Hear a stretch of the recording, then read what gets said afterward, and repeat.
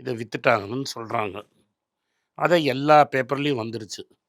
இந்த அரசாங்கத்துக்காக தண்டால் பிஸ்கி எடுக்கிற பேப்பர்லயும் வந்துருச்சு. அதுக்கப்புறம் ஆர்பிஐ என்ன சொல்லிச்சுன்னா, இல்ல இது தவறு விக்கலன்னு.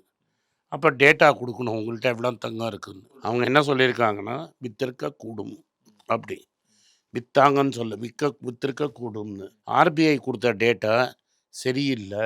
இன்னும் டீட்டெயில்டா குடுக்கணும்னு உலகத்துல இருக்கிற நான் சொல்லல. நான் இன்னைக்கு ஆர்பிஐ சொல்றத நம்ப மாட்டோம். ஆனா வந்து அவங்க என்ன உலகத்துல இருக்க ஏதோ ஒரு பத்திரிக்கை இல்ல சொல்லுது. பத்திரிக்கை இங்க சொல்ல. இருக்கக்கூடிய பத்திரிக்கையாளர் சொல்றாங்க. இல்ல அப்படின்னா நீங்க நம்பிடுவீங்களா? பத்திரிகையாளர் சொல்ல சார். எக்கனாமிஸ்ட் கணக்கு போட்டு என்ன சொல்றாங்க, நாங்க சொன்னது மே மாச டேட்டா. அந்த டேட்டா ஃபுல்லா குடுக்காம, ஜூன் 2ஆம் தேதி வரைக்கும் டேட்டா குடுத்துருக்கணும். டேட்டா குடுத்தது ஜூன் 4ஆம் தேதி. நீ ஏன் மே 20ஆம் தேதியோட டேட்டா நிறுத்திட்ட? அந்த 10 நாள் டேட்டா ஆமா. இன்னும் 10 நாள் டேட்டா இல்ல. ஏன் அவ்வளவுதானே. இது ஏன் அதுல அப்பதானே நடந்திருக்குங்கிறாங்க அவங்க. ம். அதான் நடந்திருந்தா? அந்த 10 நாள் டேட்டா தானே கேட்குறான் அவன். வித்திருக்க கூடும்ங்கிறது அந்த 10 நாள் டேட்டால அது தானே. சந்தேகம்.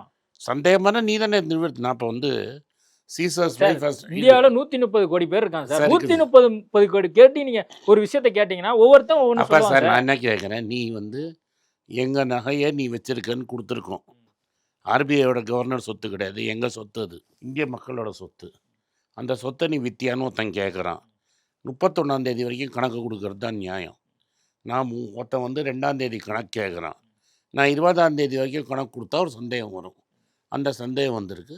31ஆம் தேதி வரைக்கும் கணக்கு குடுத்துட்டா யாரும் ஒண்ணும் சொல்ல போறதில்ல.